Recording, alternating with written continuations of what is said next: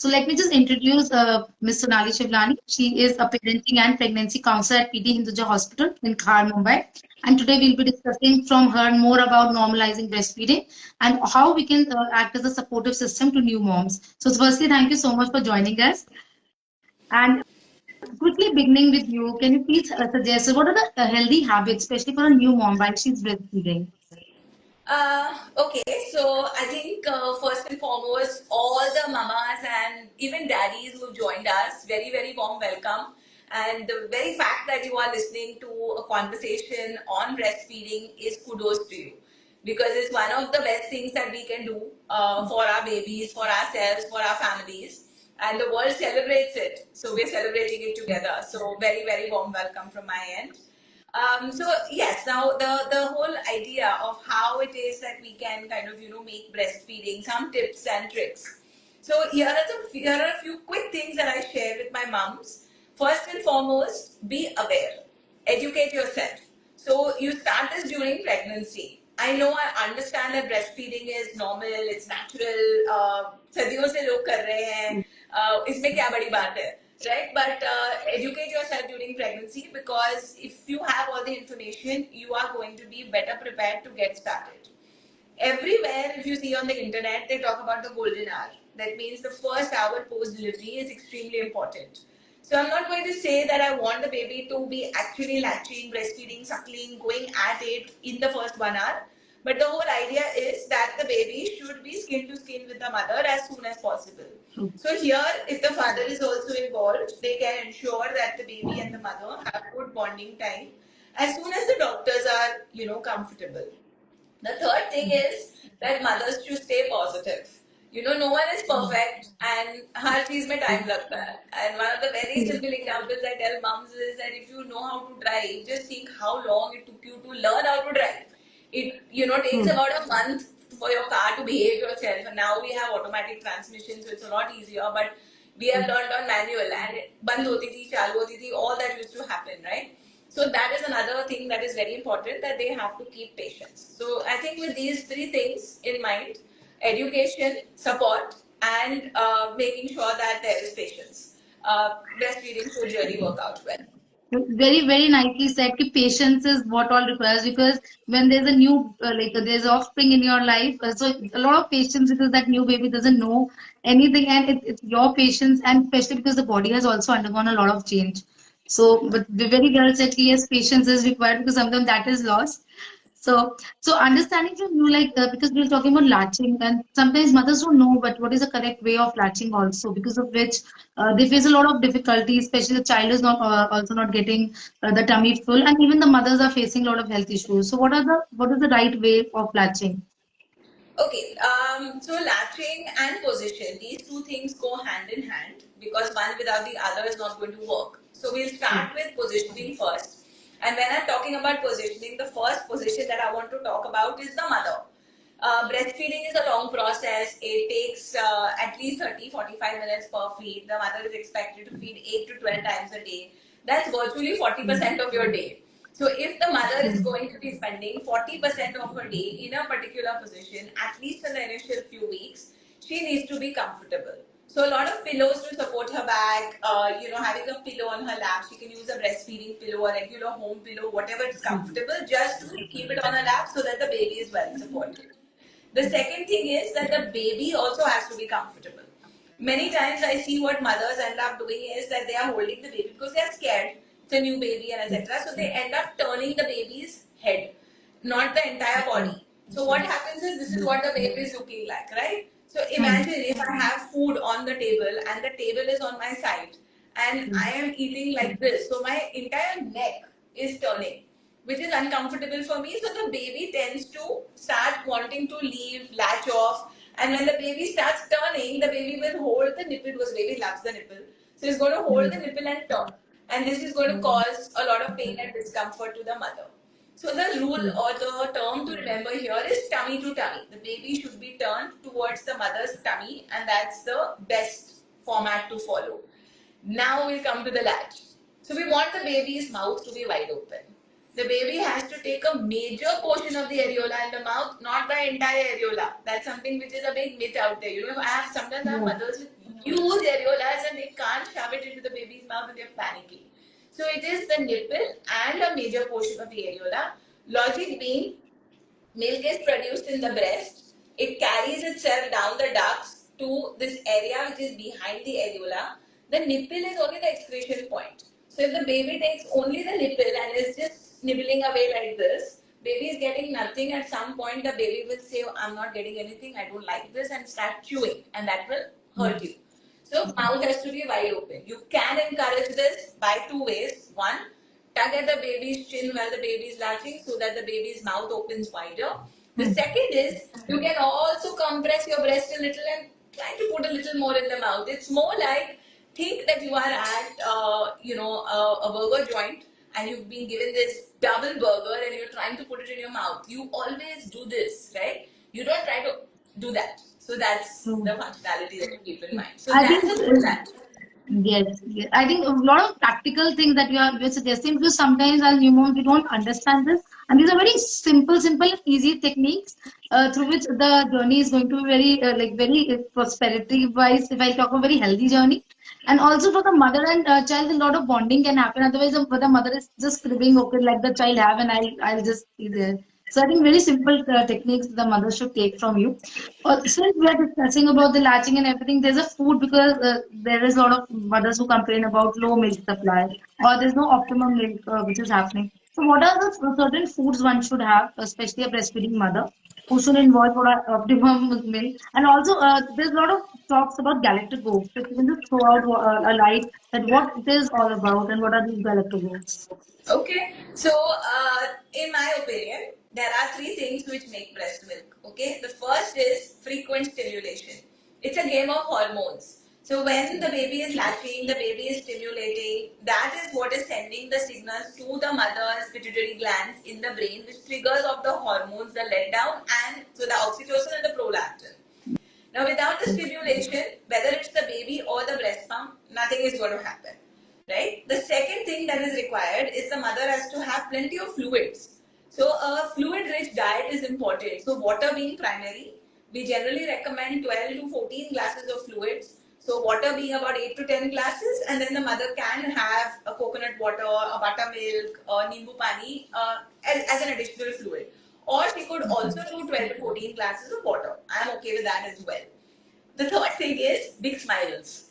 And that's all free, right? So Yes. whatever I suggested, there are no charges to it. So mother has to smile, the mother has to be relaxed, the mother has to be happy, because if you know, I spoke about two hormones, oxytocin and prolactin. Oxytocin, if you read up about it, is your love hormone. It kind of is released when I'm excited, when I'm happy, when I've got those little butterflies in my stomach, when I've fallen in love. So how can I be tense and stressed and be in love and happy at the same time? So therefore, mother smiling, being relaxed and happy helps. But of course, we are, we want to control things. So we obviously want to take certain galactagogues. So galactagogues are foods which help with milk supply. They're not necessarily the only things which will help. So, if all these other three things are not in place, none of the galactagogues will help. Right? So that's very important. You have to keep that in mind. You can't keep popping those pills or those foods like jeera, methi, oats, papaya, all of this, so bajra. These are all ghar ka remedies, ghar ka nuskhas, which everybody recommends. But I can eat all the jeera and all the ghee and all the methi in the world till I'm blue in the face. But if I'm not stimulating or I'm not happy, I am not going to produce milk. You also get store-bought galactagogues. There are lots of these powders and pills and etc. which are available in the market. Again, same fundamental, right? If you can keep popping those pills, you can keep having those granules and those powders and those bars and whatever is there that is available. But without the first three, nothing will work. Without this, and you have the first three, it will work. That's all I can say over here. I think that is also a good insight also for moms, because these days a lot of like bars, as you have mentioned, is coming. I remember because my child was in NICU for 3 months, so it was a premature delivery. So during that time, my doctor, like, she recommended me certain galactagogues, the Shatavari and all those things. But then also it doesn't work because my mind was not at that time at the right place. So I think very well said, and mothers don't understand, and they're just asking and lurking to just buy them, because that's the marketing gimmick also going on these days. But thank you so much for throwing light on that. If we are not having those first three, the other three is not going to work out for us. So coming to the community support, because this year the theme is breastfeeding, like let's close the gap and give breastfeeding support to all. So what is the role of society, a family, when we talk about providing a supportive system, especially workplace, because the audience on the platform is all women in business or women who are in a top and CEO's position. So what is the support that at workplace also they should get? So let's start with the family, because that's our first, role that happens, because the mother goes home from the hospital with the family. So whether it is the father, whether it is the mother-in-law, other family members, be positive around the mother. Be her cheerleader. Don't keep trying to tell her, "अरे you don't have milk," "अरे तुम्हारा breast बहुत छोटा है," "अरे तुम्हारा तो दूध फुहारे के जैसे नहीं आ रहा." All of these things that keep coming in. Also other things, that ये मत खाओ, don't eat this, इससे ठंडी लग जाएगी, तुमने ये खाया, therefore baby got gas. Those are all negative statements. I want to put it out there that as long as you're eating healthy, there is no gassy food, there is no cold food, there is no spicy food. It does not make a difference, right? So mothers can eat healthy diet and not worry about इससे gas होगा, इससे सर्दी होगा, इससे तीखा लगेगा, ऐसा कुछ नहीं होता, right? So keep that in mind. So if the mother is positive, if the mother is happy, things will progress, and that comes from the family. I believe the husband is the main pivotal role holder over here, and I'm going to put it out there on social media that for me also, when I delivered, and of course it's many years ago, my husband was my strongest support system. Whatever needed to be said, we would discuss with our doctors, come back home, and he would handle his mother, because obviously his mother, so he could handle her, and he would handle my mother because he was son-in-law. So it kind of became really simple. I used to keep quiet. I was a good girl at that time. So that's one very important factor. And as far as the rest of the family is concerned, whenever I consult a woman for lactation and they start asking me, they say, I'm like, I don't want to listen to anything that they say. And they includes family, and it also includes Google and Facebook and Instagram. I know I'm on Instagram live. But it's very important that you don't watch a 30-second reel and try to draw a medical conclusion out of it. So that is how you have to be careful. Now, community, people like us, as experts or professionals, we have to be cognizant as well that what we are putting out there, what we are posting out there, we should be very careful. We should not just do it for likes and views and all of those things. We don't have to be sensational. We are educationists, so we have to be careful with that. Other members of the community, nowadays India has progressed a lot. We have baby feeding rooms, we have a lot of facilities. Yes, I still understand India is a populated country and it's very difficult to breastfeed in public for a lot of Indian mothers. But these facilities are coming, and I am sure that in the years to come, we will have many more such, so we should advocate for that. And coming to the workplace is the most crucial. I think every mother should make herself acquainted with the Maternity Act of India. The Maternity Act of India clearly says that 6 months is maternity leave. After that, if a woman is breastfeeding, she is entitled to 2 maternity nursing breaks in a day, a work day, which is beyond her lunch break and her coffee break till the baby turns 15 months of age. And the offices have to provide a private place for her to express, which is not the toilet. So it's like all clear in the act, but of course it applies to larger organizations. If your organization has only 5 or 6 or 7 people, then it's not going to work. But if it's a larger organization, you can ask for these things and you should ask for these things. I think even in the smaller organizations, just empathize, give mothers a work from home thing, or because now, thanks to post COVID, like people still there are a lot of organizations which have started work from home, and only once in a week you have to go. So I think those things, if once implemented, it's easy for a mother also to go and join the workforce. So my next question to you, to understand how easy it is to make that transition, because a lot of mothers were working, it is very difficult for them to leave the little beings and go out, and especially for longer hours. So how to make that transition easy, especially for a breastfeeding mother? So I know it is tough. Your heart breaks into a million pieces, and then a million more whenever you have to leave the house and leave your little, maybe 6-month-old baby behind. So I understand that. But I think women have to take this into their stride. They have to sit and analyze from within what it is that they are looking for, whether it is, their career is important. And I understand they've worked so hard and they've studied and etc. to get to where they are. So that is important for them. It is a part of their core being. Right? Today I'm a mother to a 24-year-old and a 22-year-old. My kids are not stuck to me. I have my own career. Otherwise, I would have been probably going nuts by now if I had only dedicated my entire early life to them. So, keeping that in mind, mothers should definitely take the forefront, but try to strike a balance.